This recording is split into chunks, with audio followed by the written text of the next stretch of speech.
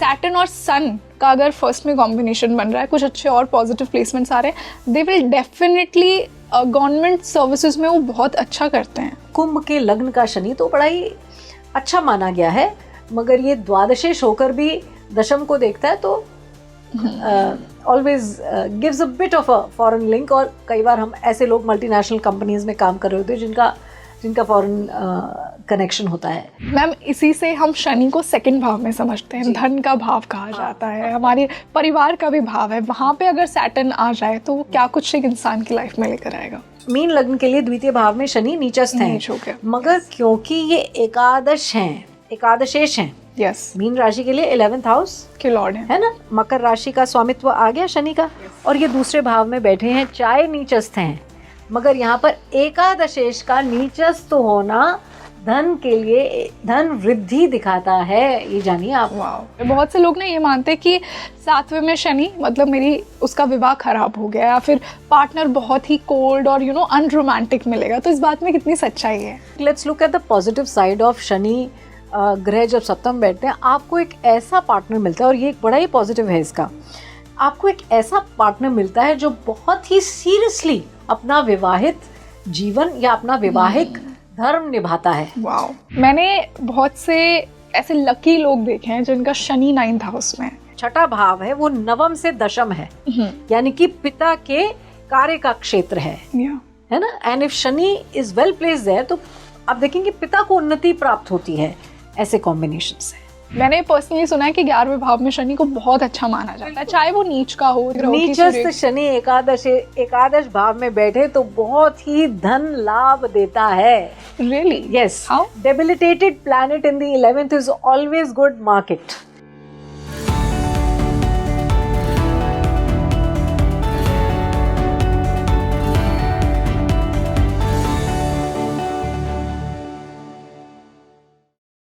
Hello everybody, this is your host Rangoli Sharma and a very warm welcome to your favorite spiritual podcast Speaking Tree।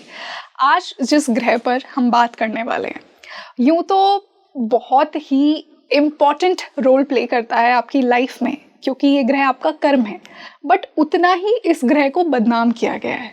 Shani की 7.5, शनि की ढैया, शनि आपको life में struggles देगा, शनि आपको problem देगा। कर्म का दाता, इतना दातार प्लैनेट्स आपको प्रॉब्लम्स कैसे दे सकता है? आई बिलीव शनि की अपनी एक ब्यूटी है और उसे हमें अंडर एस्टिमेट नहीं करना चाहिए। आज का जो मैं पॉडकास्ट आपके लिए लेकर आई हूँ, उसमें हम शनि को एज अ प्रोटैगनिस्ट समझेंगे कि आपकी लाइफ में, आपकी कुंडली में शनि का क्या बहुत बड़ा रोल है। आज हम शनि को हर हाउस में समझेंगे, शनि की बेस्ट पोजीशंस को समझेंगे, शनि की बेस्ट युतियों को समझेंगे, और जो थोड़ी चैलेंजिंग युतिज़ हैं, जो थोड़े चैलेंजिंग कंजंक्शंस हैं, उन पर भी चर्चा करेंगे। एक्सॉल्टेड शनि, डेबिलिटेटेड शनि कैसे रिजल्ट देता है, किन हाउसेज में वो उच्च का रिजल्ट देता है और किन हाउसेज में वो नीच का रिजल्ट देता है, दिग्बली शनि कैसा होता है। तो आज पूरी कॉन्वर्सेशन शनि के ऊपर होने वाली है। तो ये पॉडकास्ट शुरू करने से पहले आप मुझे कमेंट सेक्शन में ये बताइए कि आपका शनि कौन से भाव में है, कौन सी राशि में है, किस प्लैनेट के साथ बैठा है, और अपने शनि को, अपने कर्म को आज के इस पॉडकास्ट के थ्रू ज़रूर समझिए। और अगर आपकी 7.5 चल रही है और आपको शनि को लेकर बहुत सारे फियर्स हैं, तो आई एम श्योर आज के सिंगल पॉडकास्ट से वो सारे शनि को लेकर फियर्स हम आपके हटा देंगे। और इसी बेहद खास डिस्कशन के लिए आज जो गेस्ट मेरे साथ जुड़ी हैं, आप उनसे पहले भी बहुत बार मिल चुके हैं, और हमेशा जो डीप विजडम फ्लो होती है, मैं तो उसकी बहुत बड़ी फ़ैन हूँ। और आज फिर से हम आपके लिए उन्हें लेकर आए हैं, one of my most favourites, Manisha Ahuja ma'am. Ma'am welcome to speaking tree. Thank you Rangoli, thank you. तो ma'am always a pleasure to be on your show. Lovely ma'am, our pleasure, और हमें भी उतना ही अच्छा लगता है। आज भी उतना ही अच्छा लग रहा है आप आई, और बहुत इंटरेस्टिंग डिस्कशन आज हमें शनि पर मिलने वाला है। तो पहले मैं शनि को बेसिक टर्म्स में आपसे समझना चाहूँगी, एक आपके लेंस के थ्रू समझना चाहूँगी, क्योंकि हम शनि को सिंपली अगर लेमन टर्म्स में कहूँ तो कर्म का प्लैनेट बोलते हैं, लोग उसे सफरिंग का प्लैनेट भी बोल देते हैं, बट आपके अकॉर्डिंग शनि क्या है? देखिए, शनि को समझने के लिए थोड़ा सा हम शनि की उत्पत्ति को समझते हैं। जी, ये तो सब जानते हैं कि शनि सूर्य पुत्र है ना। अब सूर्य की पत्नी है ना, जो कि विश्वकर्मा की पुत्री, उन्होंने कहा कि ये ज़्यादा दिन मैं कैसे सूर्य के साथ रहूं, ये तो बहुत ही डैज़लिंग हस्बैंड है मेरा, हाँ, बहुत स्कॉचिंग हीट। यस। तो इसलिए मुझे बड़ी मुश्किल होती है सूर्य के साथ रहने में। तो संज्ञा जो हैं उनके 3 बच्चे होते हैं सूर्य भगवान के साथ, विवस्वान के साथ।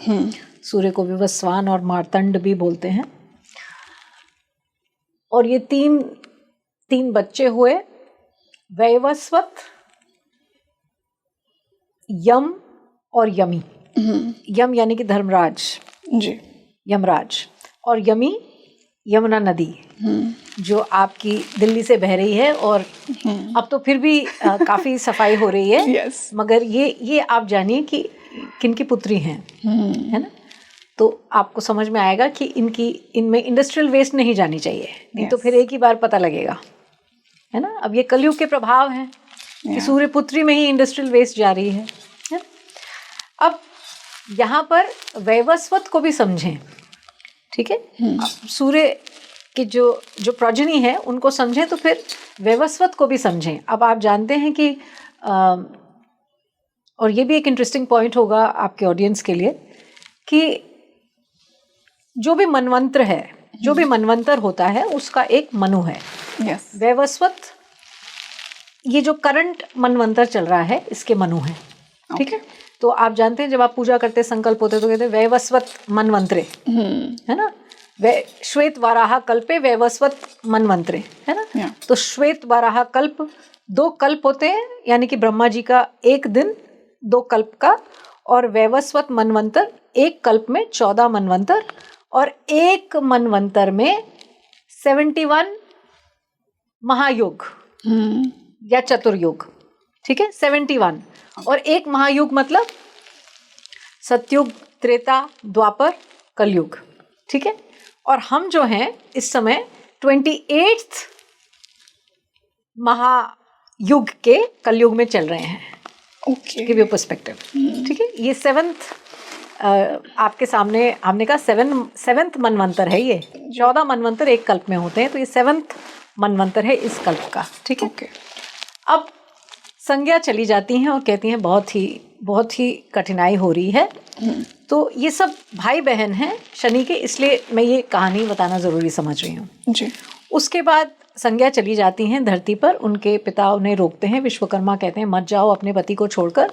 वो कहती हैं नहीं, मुझसे ये हीट बर्दाश्त नहीं होती। यहाँ पर मैं आपको एक और पॉइंट देती हूँ, जब किसी भी कुंडली में सूर्य सप्तम में आता है तो हम कहते हैं अलगावकारी है सूर्य, पत्नी आपसे दूर जाएगी। अब कितनी बार आप देखेंगे आर्मी ऑफिसर्स, नेवल ऑफिसर्स, या वो लोग जिनका ट्रांसफरेबल जॉब है या out of the country work कर रहे हैं, वहाँ सूर्य का सप्तम भाव में इफेक्ट आता है। ये उस बात को दिखा रहा है, दर्शा रहा है। बिल्कुल। तो संज्ञा जो है वो धरती पर आ जाती हैं, एक हॉर्स, एक मेयर के रूप में आ जाती हैं, फिर अपनी छाया को छोड़ जाती हैं, जो कि जिनको हम छाया के नाम से ही जानते हैं।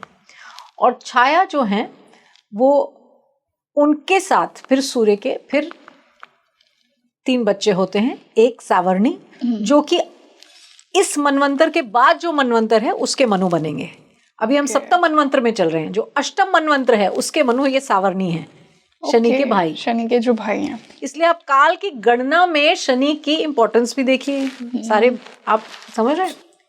उसके बाद पैदा होते हैं शनि, उसके बाद आती हैं ताप्ती जो कि नदी है, ठीक है। तो ये एक कहानी चली।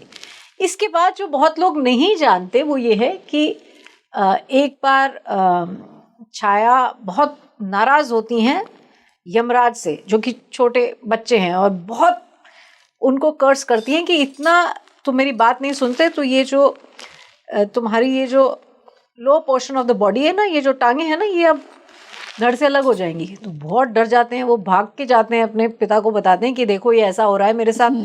तो उनको डाउट होता है कि ये तो असली माँ नहीं कर सकती, स्टेप मदर कर सकती है क्योंकि ये तो असली माँ नहीं कह सकती कि तुम्हारे टांगे टूट जाएं, कर्स नहीं करेगी, तुम्हारे बॉडी से अलग ही हो जाएं, ये नहीं कह सकती। तो वो छाया को बोलते हैं कि ये क्या हो। फिर फाइनली शी एक्सेप्ट्स कि मैं तो छाया हूँ, और जो सूर्य हैं वो यमराज को प्रोटेक्ट करते हैं, ये भी पॉइंट समझे यहाँ पर।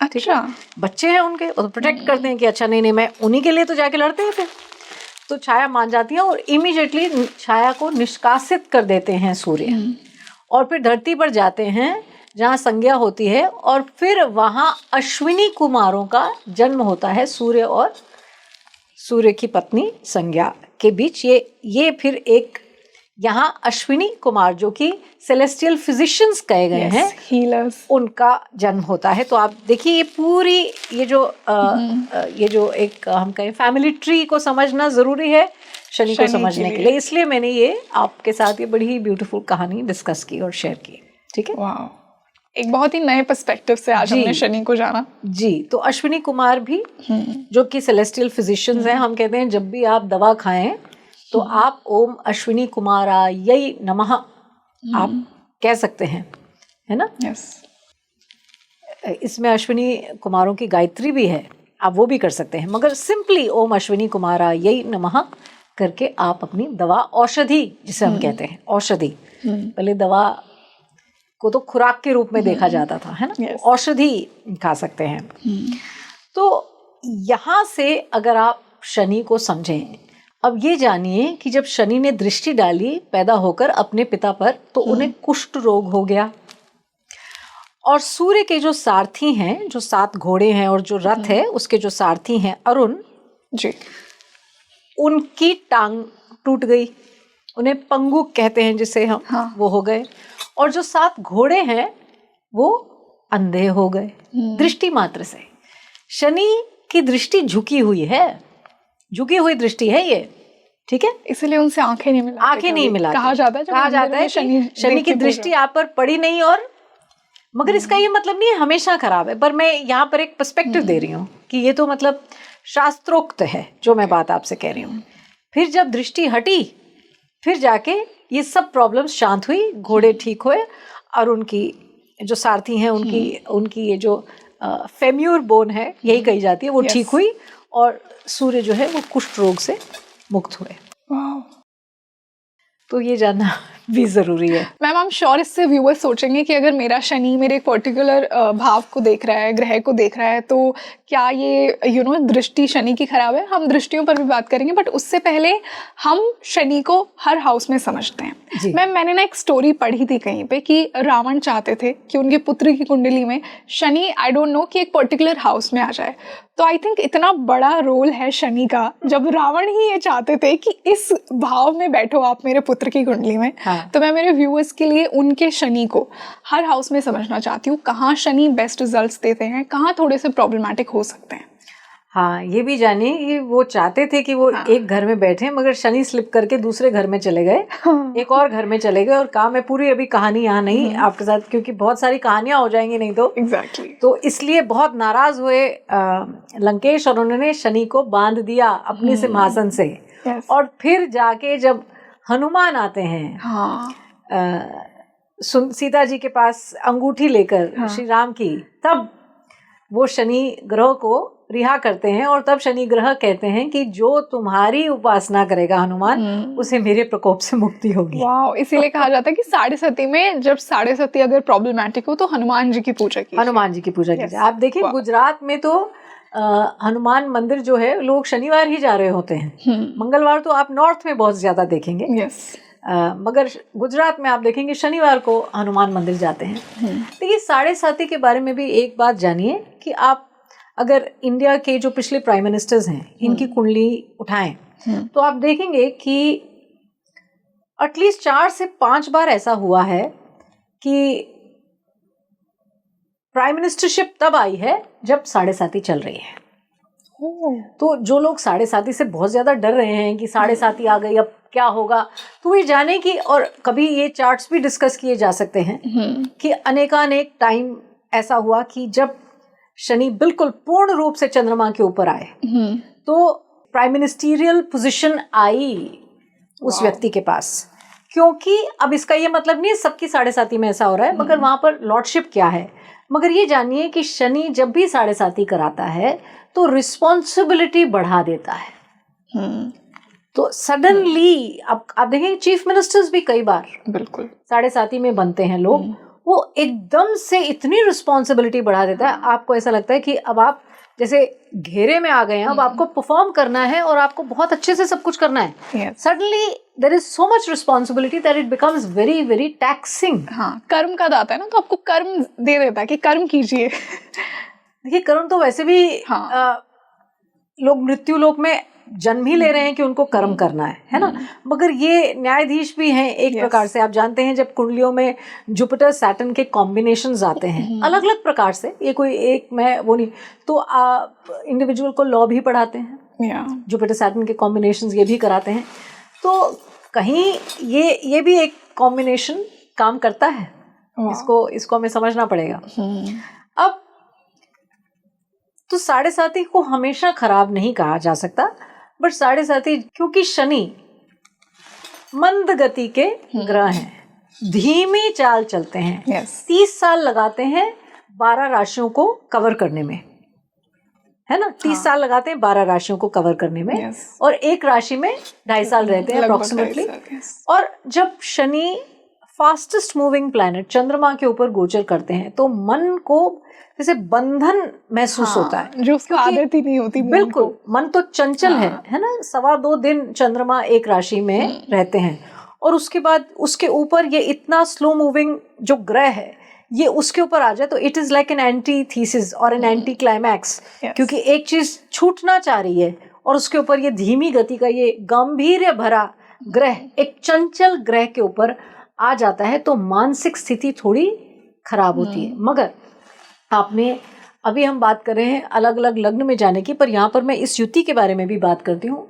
तो देखती हूँ अक्सर लोग कहते हैं ये विष योग है, ये हमेशा विष योग की तरह नहीं काम करता। आप इसको ऐसे एक ब्लैंकेट वो नहीं दे सकते कि ये विष योग जनरलाइज कर देते हैं कि ये विष योग नहीं है। ये आप देखेंगे जितने भी सन्यासी हैं या जितने भी लोग जो रिनंसिएट सोए हैं उनमें ये कॉम्बिनेशन बहुत इंपॉर्टेंट है। तो फिर तो अगर विष योग है तो आप ये समझें कि जो बाह्य दृष्टि है, ये जो बाह्य सांसारिक सुख है, इससे आप विमुख हो जाएंगे, है ना, आप अंतर्मुखी हो जाएंगे। ये एक इसमें कहानी बनती है। तभी सन्यास का जो योग हम देखते हैं वो कहते हैं हम कि मगर ये जन्मकालीन, ये गोचर में नहीं देखते हैं कि सन्यास आ रहा है, है ना। गोचर में तो फिर वो स्मशान वैराग्य हो गया कि स्मशान गए और वैराग्य की उत्पत्ति हुई, मगर वहां से बाहर निकले और सब ठीक हो गया, है ना। तो ये वो नहीं है, ये गोचर में नहीं देखेंगे। जन्मकालीन आप अपने चार्ट में या ऐसे चार्ट्स में आप देखेंगे कि चंद्रमा जब मंगल की राशि में होता है और शनि से दृष्ट होता है ना, या कई बार मंगल की राशि में शनि और चंद्रमा दोनों ही बैठे हों तो ये संन्यास योग है।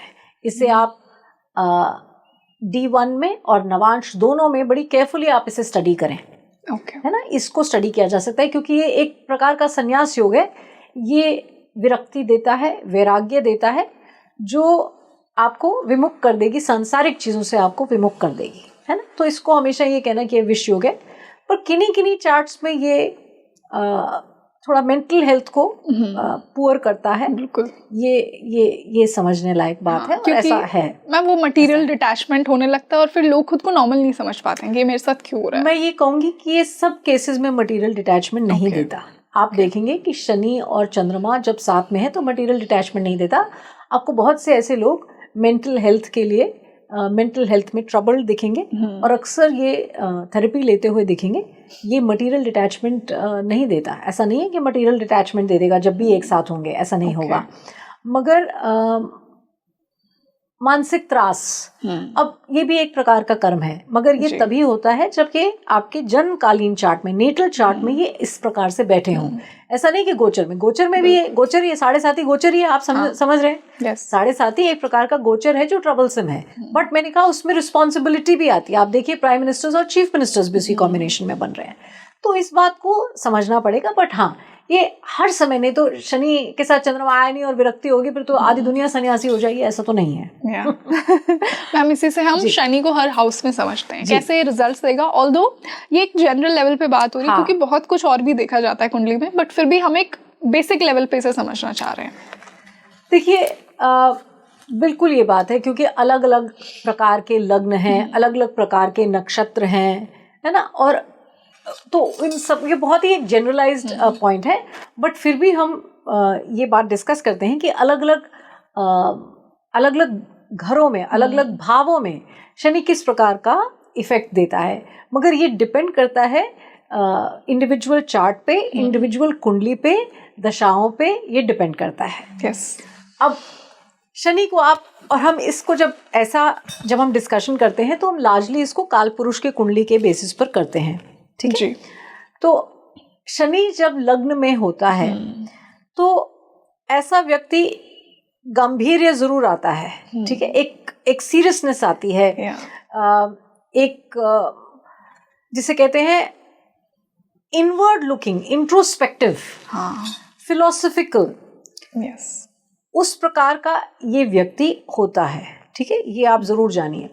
अब ये उद्यमी भी होता है, हार्ड वर्किंग होता है, क्योंकि शनि अपनी दशम दृष्टि से दशम भाव को देखता है, यस, है ना, बिल्कुल। तो आप देखेंगे कि ये थोड़ा हार्ड वर्किंग किस्म का आदमी होता है, या स्त्री होती है।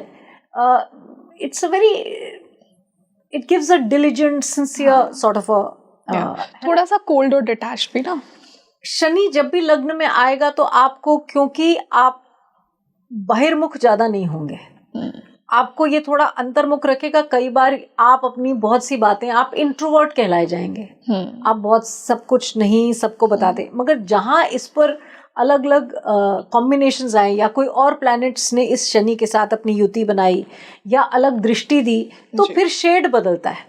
अब आप देखें, शनि जब शुक्र के साथ आके बैठता है, ऐसे लग्न में आ जाए, तो ऐसा व्यक्ति हास्य भी करने लगता है। बुध के कॉम्बिनेशन तो मजाक, विट, ये सब आने लगता है, और जो सिर्फ शनि से एक्सपेक्टेड नहीं है, कि खाली शनि ही कर पाएगा। ये आप देखिए। अब इसमें इनकी डिग्रीज भी देखनी पड़ती हैं, कितनी पास, कितनी दूर, क्योंकि शुक्र एक प्रकार से दूषित भी होता है जब ये शनि के साथ होता है, एक प्रकार से दूषित है। अगर ये एरीज लग्न में हो रहा है तो आप देखिए कि सप्तमेश शुक्र जो है वो लग्न में आके नीचस्थ शनि के साथ अगर युति बनाएंगे तो पत्नी को परेशानी जरूर होगी। आपकी हेल्थ इसमें थोड़ी पुअर दिखती है, आपका कार्य क्षेत्र तो ठीक है मगर हेल्थ पुअर है, और पत्नी के साथ थोड़ा, या ये कहें कि जो स्त्री वर्ग है इसके साथ ये जो सुख की प्राप्ति है, इसमें थोड़ा एक प्रॉब्लम दिखती है ना। तो हम ये देखेंगे। अब ये एक कॉम्बिनेशन आता है कि जब भी हम शनि को सिंह राशि में देखते हैं, लग्न मान लीजिए सिंह, एक एग्जांपल दे रही हूँ, तो सर्कुलेशन में, ब्लड सर्कुलेशन में प्रॉब्लम्स आती हैं, है ना। आप देखेंगे, आप शनि अगर कन्या राशि में बैठे हैं लग्न में, तो ऐसा शनि जो है ये संशय कराता है, बहुत doubtful, you want to check it again and again, is it संशय, किसी पे ट्रस्ट नहीं होगा, आप संशय करेंगे, आप कहेंगे no this is what he means, this is what he saying, आप you will take it with a pinch of salt, ये संशय कराता है। और इसमें आप देखेंगे ये एक बड़ा इंपॉर्टेंट पॉइंट है। कर्क राशि के लग्न में जब शनि बैठता है तो पाचन तंत्र को खराब करता है।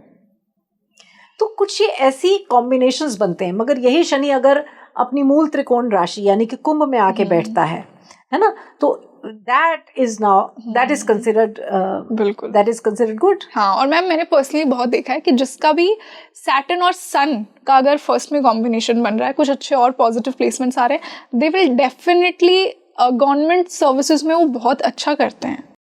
देखिए, शनि जो है ना, ये डेमोक्रेसी का कारक भी है, इस बात को नहीं भूला जा सकता। जब मोनार्की थी तो हम सूर्य को देखते थे। आज की डेट में अगर कोई आके कहता है कि मुझे पॉलिटिक्स में जाना है, तो हमें शनि का लिंक देखना पड़ता है। हम शनि को बड़ा इम्पोर्टेंट, क्योंकि डेमोक्रेसी का कारक यही है। इसलिए जो अब पॉलिटिकल मूवमेंट होती है या जो लोग इन रास्तों पर जाते हैं, उनमें भी हम देखते हैं, हम इसे इंदु लग्न से भी देखते हैं, हम इसे चंद्रमा से भी देखते हैं, हम इसे लग्न से भी देखते हैं, हम नवांश में देखते हैं, हम दशांश में देखते हैं। मगर मैं बहुत ज़्यादा डिटेल में नहीं बता रही हूँ कॉम्बिनेशन, बट शनि का एक दशम भाव से लिंक जरूर आएगा for this sort of an election, है ना। तो ये भी आप जानिए, यहाँ पर एक इम्पॉर्टेंट पॉइंट है। तो मूल त्रिकोण का जो शनि है यानी कि कुंभ के लग्न का शनि तो बड़ा ही अच्छा माना गया है, मगर ये द्वादशेश होकर भी दशम को देखता है तो always gives a bit of a foreign link. और कई बार हम ऐसे लोग मल्टीनेशनल कंपनीज में काम कर रहे होते हैं जिनका फॉरेन कनेक्शन होता है। तुला में जब शनि उच्च के, तुला के लग्न में जब शनि उच्च के होकर लग्नस्थ हैं तो आप जानते हैं कि तुला राशि के लिए शनि योग कारक है, बिल्कुल है ना। विष्णु जैसे हम कहते हैं जो क्वाड्रेंट्स हैं, केंद्र, विष्णु स्थान और लक्ष्मी स्थान, जब दोनों का स्वामित्व आता है तो हम योग कारक कहते हैं उस प्लैनेट को। तो चतुर्थ का स्वामित्व आया और पंचम का भी स्वामित्व आया, तो इसलिए योग कारक ग्रह उच्च हो जाते हैं। तो शनि पूर्ण राजयोग देने में सक्षम है, क्योंकि एक योग कारक प्लेनेट जो उच्च का होके अपनी दशम दृष्टि से दशम भाव को देख रहा है, है ना, इंटरेस्टिंग, कर्क को देख रहे हैं। ये बहुत ही एक ऊंची राजयोग की स्थिति है, बिल्कुल, है ना। ये एक कॉम्बिनेशन में आपके साथ शेयर करना चाह रहे थे। मैम इसी से हम शनि को सेकंड भाव में समझते हैं, धन का भाव कहा जाता है, हमारे परिवार का भी भाव है। वहां पे अगर सैटर्न आ जाए तो वो क्या कुछ एक इंसान की लाइफ में लेकर आएगा? देखिए यहाँ पर मैं एक दो एग्जांपल्स के साथ इसको बता देती हूँ। देखिए ऐसा व्यक्ति जो है वो जिसे कहते हैं ना मौन रहने में उसको सुख प्राप्त होता है, क्योंकि शनि जो है दूसरा घर हम वाणी के लिए भी देखते हैं, है ना। तो वहां पर अभाव होगा। ऐसा व्यक्ति बहुत डाइट कर सकता है, बहुत चुन चुन के खा सकता है, या ऐसे वो कहते हैं ना बहुत लंबे ऐसा बहुत फास्टिंग करी तो खाया ही कम। अब कुछ लोग 16 आवर्स की फास्टिंग करते हैं, बहुत लेट खाना खाएंगे, तो ये जो फास्टिंग है इसका मतलब दूसरे भाव में सुख का अभाव हुआ, है ना। वो वाणी भी है, वो भोजन ग्रहण करना भी है, दूसरा भाव ये भी दिखाता है, और दूसरा भाव कुटुंब का भाव भी है। तो आप देखेंगे ऐसा व्यक्ति विचरण करेगा, अलग अलग स्थानों में जाएगा, अपने कुटुंब से दूर रहेगा। अब मान लीजिए ये मीन राशि, मीन लग्न है, और ये द्वितीय भाव में शनि बैठा है। अब मीन लग्न के लिए द्वितीय भाव में शनि नीचस्थ है, मगर क्योंकि ये एकादशेश हैं, मीन राशि के लिए 11th हाउस के लॉर्ड है ना। मकर राशि का स्वामित्व आ गया शनि का, और ये दूसरे भाव में बैठे हैं, चाहे नीचस्थ हैं, मगर यहाँ पर एकादशेश का नीचस्थ होना धन के लिए धन वृद्धि दिखाता है, ये जानिए आप। ठीक है, तो ये कुछ कॉम्बिनेशंस आएंगे। तो ऐसा व्यक्ति कई बार आप देखेंगे थोड़ी कॉस्टिक या सरकास्टिक स्पीच भी हो जाती है शनि के द्वितीय भाव में आने से। शनि के द्वितीय भाव में बैठने से अपने स्थान से आप विचरण करेंगे बार बार, क्योंकि चतुर्थ पर तीसरी दृष्टि जैसे ही आती है तो थोड़ा स्थानांतरण, ट्रांसफरेबल जॉब्स होती हैं कई बार आप देखेंगे। माता को कष्ट, माँ की हेल्थ, या वो कहते हैं ना प्रॉपर्टी ली मगर बहुत ज्यादा सेल परचेज, ये चतुर्थ पे दृष्टि का एक कहानी है यहाँ पर, ये जानिए। अब तीसरे को समझते हैं। देखिए तीसरे और छठे भाव में, है ना, तीसरे और छठे भाव में शनि अब इतना अनिष्टकारी नहीं होता, मगर तीसरे भाव का शनि छोटे भाई बहनों के लिए थोड़ा प्रॉब्लमेटिक होता है। आप देखेंगे जिसके चार्ट में शनि तीसरे भाव में आ गया, उसके बाद फिर उसके भाई बहन नहीं होते, उसके बड़े तो हो सकते हैं, उसके बाद भाई बहन माने अल्प, चांसेस आर लेस, है ना। और शनि जब तीसरे भाव में आता है और तीसरी दृष्टि अपने पंचम भाव पर देता है, तो ये कई बार बहुत गंभीर राइटिंग स्किल्स भी देता है, मगर और कॉम्बिनेशंस देखने पड़ेंगे। जस्ट पढ़ाई में कई बार रुकावट देता है, डिपेंडिंग लग्न क्या है और बाकी चीजें, मगर पढ़ाई में रुकावट दे सकता है, राइटिंग में गांभीर्य दे सकता है, संतान उत्पत्ति जो है उसमें भी वो अल्प संतान उत्पत्ति, तीसरी दृष्टि 5th हाउस जो कि बच्चों का भाव है उस पे पड़ रही है। अब आप देख लीजिए कि मान लीजिए ये मेष लग्न की कुंडली है, जस्ट गिविंग एन एग्जांपल, और शनि मिथुन में आकर तीसरे भाव में बैठे, मगर यहाँ शनि दशमेश भी हैं। दशमेश अपने से छठे भाव में आके बैठे और अष्टम भाव यानी कि पंचम पे दृष्टि डाल रहे। तो आप देखेंगे नौकरियों में बहुत बदलाव आएगा, चेंज करेंगे बार बार। ये कॉम्बिनेशन, ये ट्रायंगल आप समझ रहे हैं कैसे आया? ये स्पेसिफिकली मेष लग्न के लिए बोल रही हूँ मैं। ऐसे कॉम्बिनेशंस आते हैं, है ना। अब यहाँ शनि का नवम भाव पे भी दृष्टि जा रही है ना, सप्तम दृष्टि नवम भाव पे गई और तीसरे में बैठकर एक आदर्श द्वादशेष भाव पर भी दृष्टि जा रही है, तो ट्रेवल्स भी बहुत रहते हैं। यहाँ चतुर्थ से द्वादश और लग्न से द्वादश पर दृष्टि, चतुर्थ से द्वादश में बैठे हैं और द्वादशेष पर दशम दृष्टि। यस, तो आप देखेंगे ट्रैवल। हाँ, और क्योंकि नवम पे है तो कई बार ऐसे बच्चों के फादर्स बहुत ट्रैवल करते हैं, उनकी ट्रांसफरेबल जॉब्स या ट्रैवलिंग जॉब्स होती हैं, दे ट्रैवल आउट द कंट्री। अब जानिए शनि को चतुर्थ भाव में। अब ट्रेडिशनली क्लासिकल जो ज्योतिष की नॉलेज है उसमें शनि को चतुर्थ भाव में सुख के स्थान में अच्छा नहीं माना गया। कहा जाता है कि प्रॉपर्टी का सुख नहीं मिलेगा, माँ से सुख नहीं मिलेगा, ये सारे कॉम्बिनेशंस आ जाते हैं। इनफैक्ट नॉर्दर्न इंडिया में शनि को चतुर्थ भाव में अच्छा नहीं माना गया, कहा जाता है कि स्थान का सुख ही नहीं मिलेगा। हाँ। और कई बार ऐसे बच्चों की मदर्स जो होती हैं, इनको मतलब वो कहते हैं ना स्टेप मदरली ट्रीटमेंट मिला। ओके, और मैरिज के बाद भी जो घर है वो अच्छा नहीं होगा ऐसा भी मानते हैं। हाँ, मतलब मैरिज के बाद का देखिए, ससुराल का अगर स्त्री है तो हम ससुराल के लिए 10th अष्टम को भी देखते हैं और इधर भी देखते हैं, क्योंकि ये पति का कुटुंब है। यस, पति का कुटुंब 8th हो गया है ना, 2nd from 7th। और दशम को भी देखते हैं, मगर कुटुंब को ज्यादा देखेंगे। कुटुंब का सुख हम चौथे से नहीं दूसरे से देखेंगे। ये मातृ सुख हम इसमें देखते हैं। तो ये नॉर्दर्न इंडिया में तो बिल्कुल भी अच्छा नहीं माना गया। अब देखिए एरीज लग्न के लिए अगर हम देखें, काल पुरुष की कुंडली कोई समझे तो चतुर्थ में शनि जो है ये कर्क में बैठ के, हाँ, कर्क में बैठ के मैंने आपको कहा पाचन क्रिया को कमजोर करता है। अपर लोअर एब्डोमेन के बजाय अपर एब्डोमेन की जो कहानी है वो प्रॉब्लम में आती है with Shani in the 4th house. और वाहन के सुख, प्रॉपर्टी के सुख इसमें थोड़ा कमी करता है। अब इस पर अगर किसी और समझ लीजिए मैलेफिक प्लैनेट का इम्पैक्ट आ जाए, जैसे मंगल देख रहे हैं, मंगल नवम में बैठकर अष्टम दृष्टि दें शनि पर, तो फिर चतुर्थ बिल्कुल मतलब थोड़ा ज्यादा प्रॉब्लमैटिक हो जाता है। चतुर्थ प्रोटेक्टेड ही अच्छा रहता है, क्योंकि बिल्कुल नहीं तो सुख में कमी आ जाती है। अब जैसे नवांश में अगर आप जाएं और आप देखें किसी के भी नवांश के चार्ट में अगर चतुर्थ भाव में मैलेफिक्स हैं तो आप कहेंगे विवाह से इस व्यक्ति को सुख ही नहीं है। बिल्कुल। और ये मैरिज कंपैटिबिलिटी में भी एक बड़ा इंपॉर्टेंट पॉइंट है। लोग मैरिज कंपैटिबिलिटी में आजकल गुण मिला देते हैं। अब देखिए गुण मिलान में तो 27 नक्षत्र वर के हैं और 27 वधु के हैं, तो गिन चुन के उतने ही कॉम्बिनेशंस बनते हैं।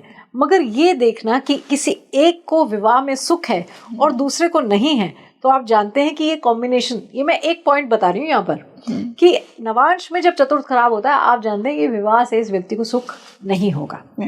क्योंकि जो D1 है वो हम कहते हैं दिस इज द अपैरेंट, या जो दिख रहा है, मगर जो नवांश है वो इवेंचुअली जो होगा, जो रियल टाइम है ना, वो। तो ये एक यहाँ पर पॉइंट है।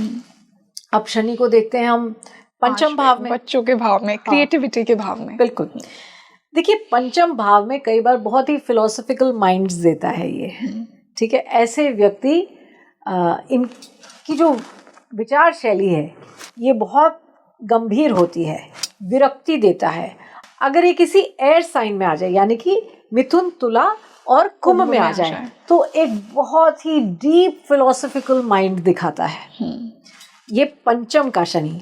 अब आप देखिए कि महाराष्ट्र में पंचम शनि को बहुत बुरा मानते हैं, बड़ा वो कहते हैं, नॉर्थ में चतुर्थ के शनि को खराब मानते हैं और महाराष्ट्र में पंचम के शनि को खराब मानते हैं। क्यों? क्योंकि दशम से अष्टम हो गया, सडन ब्रेक्स दे देता है नौकरी में ये। अब ये दशम से अष्टम हुआ और दशम से दशम यानी कि सप्तम भाव को अपनी तृतीय दृष्टि देता है। यस। तो आप जानते हैं कि ऐसे व्यक्ति को ऐसी दशाओं में नौकरी से, व्यवसाय में चेंजेस, उनसे दूरी, उनका छोड़ना, ये आता है। और फिर कई बार आप देखेंगे ये रेट्रोग्रेशन में आता है तो ये रिपीट करता है। मैलेफिक प्लैनेट जब भी रेट्रोग्रेड होता है वो ज्यादा अपनी मैलेफिशंस बढ़ाने में बलवान हो जाता है। बेनिफिक प्लैनेट रेट्रोग्रेड होता है तो उसकी बेनिफिशंस बैठ जाती है, मगर मैलेफिक प्लैनेट के रेट्रोग्रेशन पे उसकी मैलिफिशंस बढ़ जाती है। ये जानिए। यहाँ पर एक और बात समझिए, शनि रेट्रोग्रेड है। आप देखिए शनि का स्वामित्व किन घरों का है। ये कोई कार्मिक प्लैनेट है। वैसे तो सारे प्लैनेट्स कार्मिक हैं क्योंकि कुछ ना कुछ आपको डिलीवर करने आए हैं। जहाँ का शनि का स्वामित्व है, और आप ये देखिए बैठा कहाँ है, तो आप ये देखिए कुछ मेजर आपको उन घरों का कुछ पुराना बैगेज है जो आपको जो आपको इस बार क्लियर करना ही पड़ेगा. ये स्पेसिफिकली कुछ karmic baggage. Though all planets are here to help us, evolve. Get rid of, I can't really say get rid of, but I would say to exhaust. They're all there for us to exhaust our... to settle our karma. To settle our karmic, any previous baggage. But here's a special point on retrogression of Saturn. अच्छा, अल्प संतान देता है शनि, और कई बार संतान नहीं होती पंचम भाव में शनि हो. शनि पंचम भाव का शादी में भी डिले देता है, क्योंकि सप्तम भाव को देखता है. ये भी आप पॉइंट जानिए. ये शनि द्वितीय भाव को भी दृष्टि देता है. अल्प आहार, कुटुंब से अलगाव, लॉन्ग, वो कहते हैं ना इर्रेगुलर ईटिंग हैबिट्स. आप देखेंगे शनि जब जब द्वितीय भाव को देखेगा, ऐसे पंचम से बैठ के या अष्टम भाव में बैठ के या द्वादशेश का कुछ और इफेक्ट है, वो मैं बताऊंगी. तो अल्पाहार देता है, इर्रेगुलर ईटिंग हैबिट्स भी देता है ये शनि, ये आप जानिए. और हृदय हार्ट का, ऐसे लोग ध्यान रखें, अपना बहुत ज्यादा बीपी ना बढ़ाएं और थोड़ा इमोशनली अपने आप को सेटल करें. जिनका 5th हाउस का शनि होता है, इनको पुराने, वो कहते हैं ना wounds, they are scarred, sometimes they are scarred because थोड़ा विरक्ति आने के लिए स्कारिंग होती है. ये थोड़ा है सेंस. अब देखिए 6th में तो मैंने आपसे बताया ही था, मगर 6th का शनि, आप ये जानिए कि 6th का शनि स्टमक जो मेटाबॉलिज्म है उसको हमेशा स्लो डाउन करता है. है ना. ये हमें थोड़ा सा इस पॉइंट को एक बार देखना पड़ता है. अब अलग अलग लग्न में, अब कई बार देखिए शनि अष्टमेश होकर जब षष्ठ भाव में बैठता है और दृष्टि भी देता है ना, क्योंकि उसे तृतीय, तो ये जरा क्रॉनिक हेल्थ प्रॉब्लम्स भी आ सकती हैं अगर ऐसा कॉम्बिनेशन हो कि अष्टमेश है शनि, है ना. तब हम कहते हैं कि जैसे मिथुन लग्न के लिए शनि अष्टमेश है और आके यहाँ पर स्कॉर्पियो में बैठ जाए, तो तृतीय दृष्टि देगा. क्रॉनिसिटी आती है थोड़ा डिजीज में. शत्रु हनन तो है, मगर क्रॉनिसिटी आएगी डिजीज में. ये शत्रु हनन भी है और मेटाबॉलिज्म थोड़ा स्लो रहता है. ओके मैम, इसी से हम शनि को 7th हाउस में डिस्कस करते हैं, जहाँ पर शनि दिग्बली भी होते हैं और मैरिज के भाव में शनि आ जाए. बहुत से लोग ना ये मानते हैं कि 7वें में शनि मतलब मेरी उसका विवाह खराब हो गया, या फिर पार्टनर बहुत ही कोल्ड और अनरोमांटिक मिलेगा. तो इस बात में कितनी सच्चाई है? देखिए, मैं ये नहीं कहती कि कोल्ड और romantic. Let's look at the positive side of Shani. ग्रह जब सप्तम बैठते हैं, आपको एक ऐसा पार्टनर मिलता है, और ये एक बड़ा ही पॉजिटिव है इसका, आपको एक ऐसा पार्टनर मिलता है जो बहुत ही सीरियसली अपना विवाहित जीवन या अपना वैवाहिक धर्म निभाता है. वाओ. कि वो, आपने कहा कि अच्छा इतने लोग आ रहे हैं, हमें ये करना है, वो बहुत ही डेडिकेटेड तरीके से, बहुत सिंसियर तरीके से अपने स्पाउस की तरफ अपनी जिम्मेदारी को पूर्ण करता है. तो ये let us look at the very positive side of Saturn. बनाता है फॉर मैरिज. मैंने कितने कुंडलियां देखी हैं, शनि सप्तम भाव में आपको एक डेडिकेटेड रिस्पॉन्सिबल स्पाउस देता है जो बहुत केयरफुली अपनी जिम्मेदारियों को निभाता है. मगर हाँ, ये जरूर हो जाता है, क्योंकि ये थोड़ा आपका बहुत ज्यादा बातूनी नहीं होगा, बहुत ज्यादा ओवर्टली ये रोमांटिक स्पाउस नहीं है, क्योंकि शनि के कुछ गुण धर्म हैं. मगर ये एक रिस्पॉन्सिबल, डिसिप्लिन्ड और डेडिकेटेड स्पाउस देता है. लुकिंग एट अदर कॉम्बिनेशंस, ये सब नहीं माने कि सप्तम में शनि आ गया तो ऐसे आपको बाकी कॉम्बिनेशंस भी देंगे. एक जनरल पॉइंट मैंने बताया. मैम, इसीलिए मैच्योर प्लैनेट्स जैसे जुपिटर, सैटर्न, इनको थोड़ा सा लोग कहीं ना कहीं अच्छा नहीं मानते, क्योंकि मैरिज में वो वीनस और मर्करी वाली चीजें और कनेक्शन सप्तम भाव में बहुत अच्छा रहता है. आप देखें, कई बार मैं कितने चार्ट्स देखती हूँ कि जिसमें मान लीजिए कि कन्या लग्न की कुंडली है और सप्तमेश बृहस्पति एग्जॉल्ट होता है एकादश में. आप देखिए, आपको अपनी पत्नी से कितना या तो पत्नी बहुत अच्छा जॉब करेगी, बहुत ऐसी पत्नी को आप अपने बिजनेस में पार्टनर बनाएं, मतलब nothing like it. But ma'am, वो कहते हैं ना जुपिटर जिस भाव में बैठता है वहाँ का विनाश करता है. देखिए, ये कहा जाता है कारको भाव नाश है. हाँ, कारको भाव नाश है. तो बृहस्पति सप्तम भाव का कारक तो नहीं. हाँ.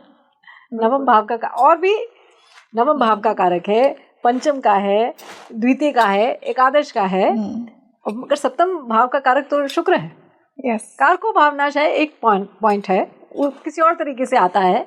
अब जैसे चंद्रमा अगर चतुर्थ भाव में बैठ जाए तो थोड़ा वो अच्छा, एक अलग, इट्स क्लासिकल प्रिंसिपल है ये। ओके, बट इसको हमने मिसअंडरस्टैंड किया हाँ, है कि इसको ये मत कहिए कि बृहस्पति सप्तम भाव में, बृहस्पति सप्तम भाव में ओके, ठीक है। कि जिस भाव का कारक है अगर उसी में बैठ जाए हाँ, तो कार को problematic भाव नाशा है, Yeah. क्लासिकल वो है, ओके।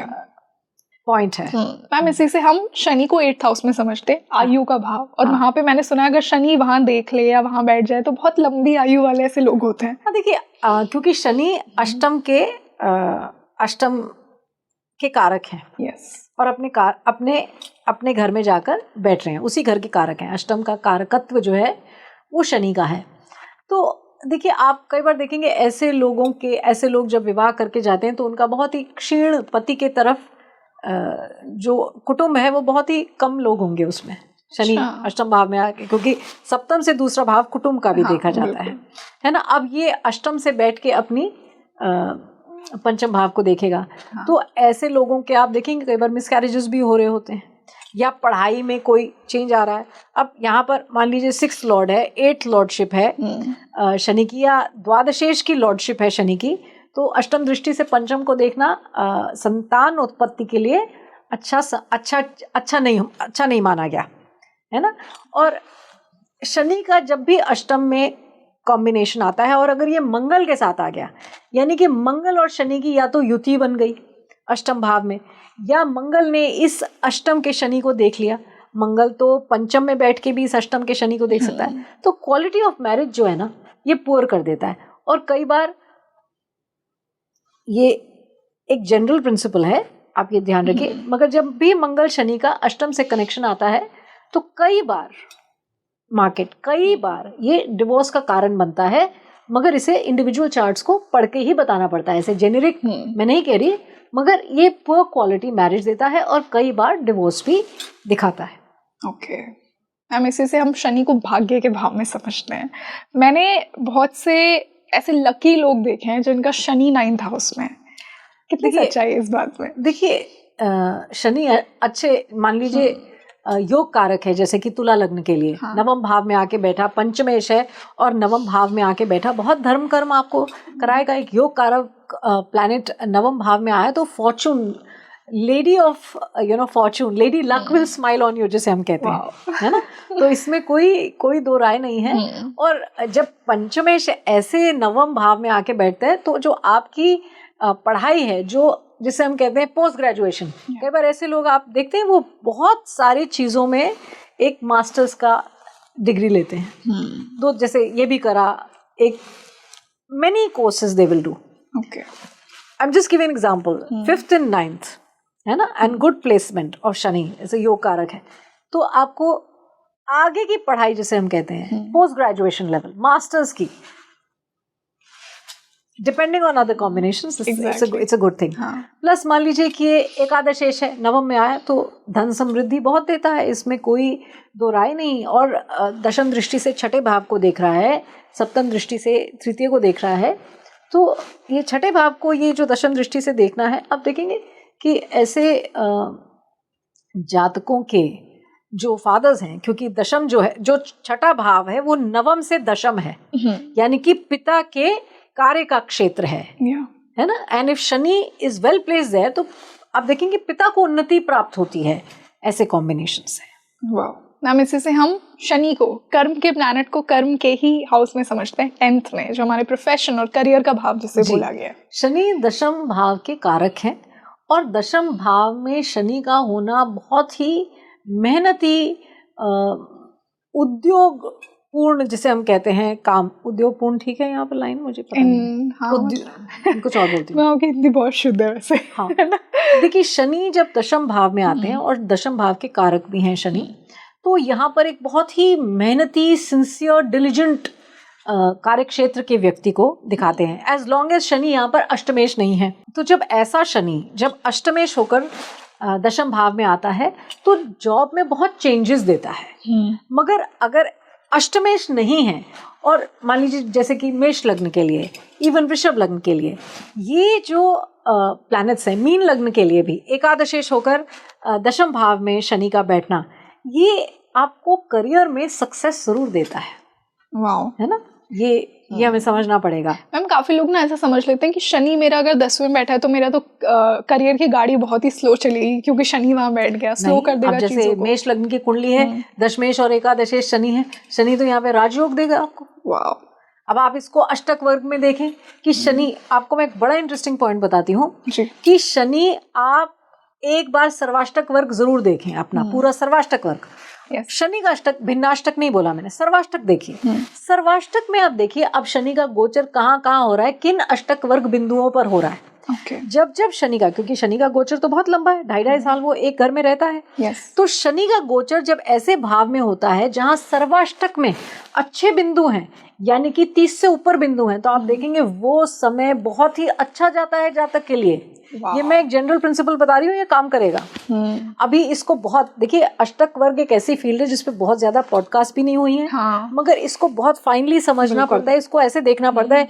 फिर शनि का भिन्नाष्टक लगाएं, फिर उस भिन्नाष्टक में अलग अलग कक्षाएं बनाएं, फिर देखें शनि को। फिर तो आप, मेरे ज्योतिष गुरु की केन राव सर हमेशा ये कहा करते थे कि ब्रह्मा की लिखी लकीरें पढ़ लोगी तुम, अगर तुमने भिन्नाष्टक में ऐसे कक्षाएं निकाल के अगर पढ़ लिया। मगर ये कोई भी सॉफ्टवेयर नहीं बताते, इसको खुद करना पड़ता है। मतलब एक सर्वाष्टक के बिंदु बता देंगे, मगर अलग अलग कक्षाओं में किसने कितने बिंदु दिए हैं, ये बड़ा एक बहुत फाइन रिसर्च है जिसपे आप जीवन लगा सकते हैं अपना। एक ये पूरा डिटेल में पढ़ना होगा अपने चार्ट को लेंस के थ्रू। जी बिल्कुल मैम। इसी से 11वें भाव का शनि, मैंने पर्सनली सुना है कि 11वें भाव में शनि को बहुत अच्छा माना जाता है, चाहे वो नीच का हो, चाहे वो दृष्टि अच्छी नहीं हो दूसरे ग्रहों की। नीचस्थ शनि एकादश भाव में बैठे तो बहुत ही धन लाभ देता है। Really? Yes. How? Debilitated planet in the 11th is always good market.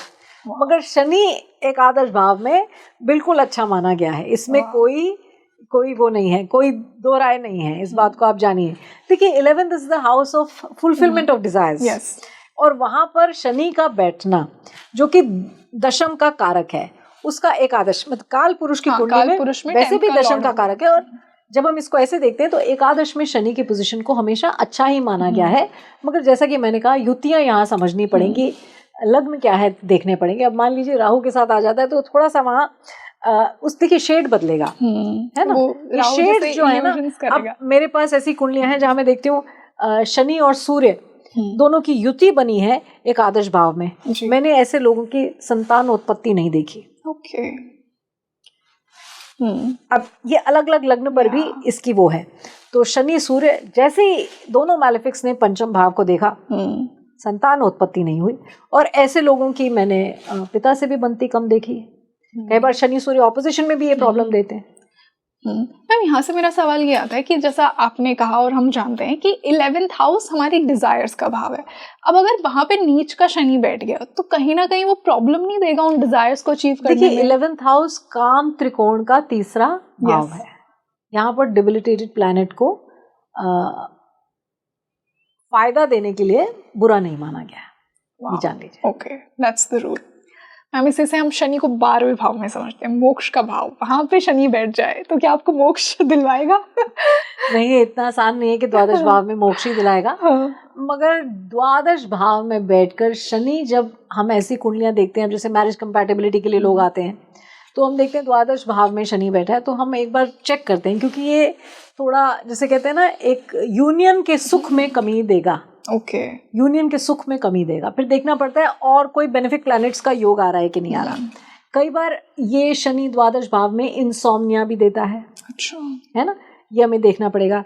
Shani द्वादश भाव का आदमी जो होता है या ऐसा व्यक्ति जो होता है, वो बहुत ज्यादा खर्चीला नहीं होता। बहुत खर्चीला नहीं होता, बहुत सोच समझ के।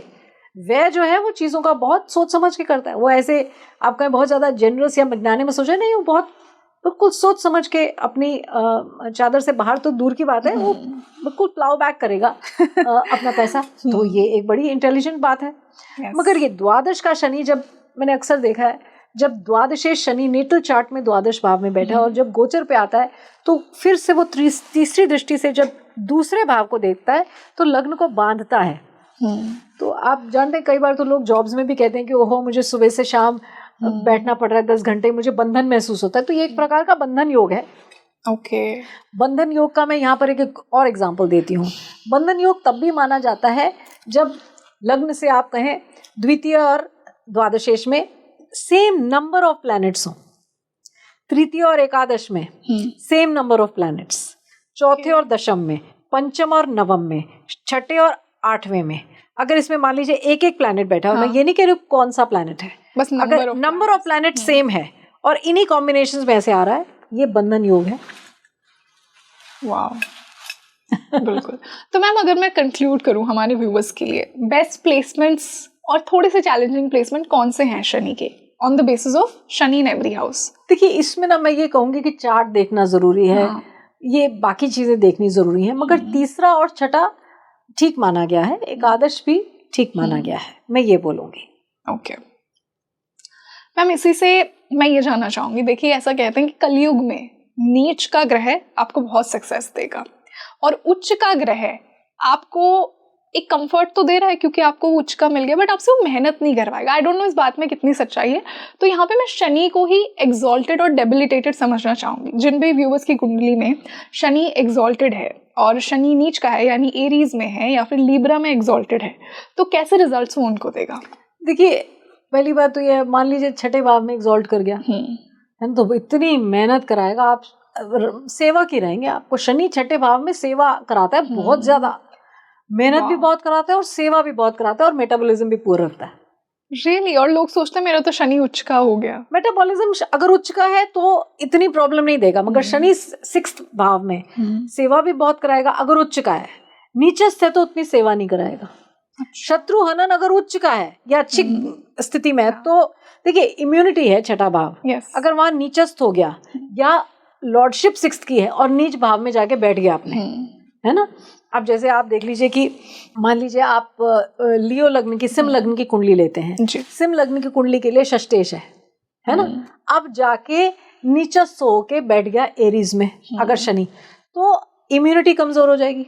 अगर आप सामने से लड़ने जाएंगे किसी से तो ऐसा आदमी हार जाएगा, कहेगा कॉम्प्रोमाइज कर लेते हैं, क्यों? क्योंकि वो लड़ नहीं सकता। छठा भाव आपको वो क्रोधी क्षत्रिय नहीं बनाएगा अगर आप कमजोर पड़ गया, मंगल की तरह। हाँ, मतलब वो स्ट्रांग होना चाहिए। अगर मंगल भी डेबिलिटेट होगा तो वो डीप सीटेड फ्रस्ट्रेशन होगी जो बाहर नहीं निकलेगी, फिर वो डीप सीटेड फ्रस्ट्रेशन रह जाएगी, सडनली कभी एंगर इश्यूज दे देगा। तो इसलिए छठा इम्यूनिटी भी है। हम विपरीत राजयोग तो पढ़ते हैं कि छठे को डेबिलिटेट करा दो, अष्टमेश को डेबिलिटेट करा दो, विपरीत राजयोग भी एक प्रकार का, यानी कि ये एक बात है। मगर छठे के स्वामी का अष्टम भाव में आना या द्वादश में जाना या अष्टम का छठे में या द्वादश में जाना, ये विपरीत राजयोग है।